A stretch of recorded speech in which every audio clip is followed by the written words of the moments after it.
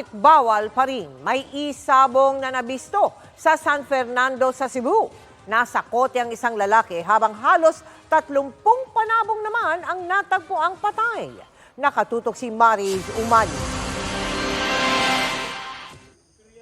Kahit nasa mabundok na bahagi ng Barangay Bugho sa San Fernando, Cebu, natunto ng Regional Anti-Cybercrime Unit 7 ang isabong roon matapos ang 8 oras na police operation mula January 8 hanggang kinabukasan. Arestado ang 23 anyos na si Don Cesar Aquino Caballero na mahaharap sa kasong illegal cockfighting at illegal gambling.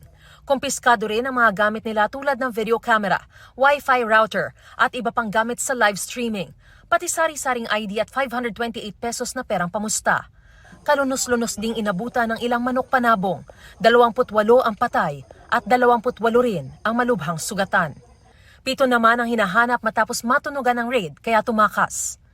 Ilan lamang ito sa mga operasyon ikinasa ng PNP kasunod na inisyo ni Pangulong Bongbong Marcos na Executive Order No. 9 na nag-uutos na ipagpatuloy ang suspensyon ng mga isabong activities sa bansa.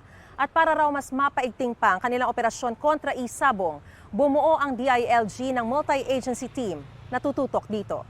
We need the ICT para dun sa technology. The NTC should help all the law enforcement agency.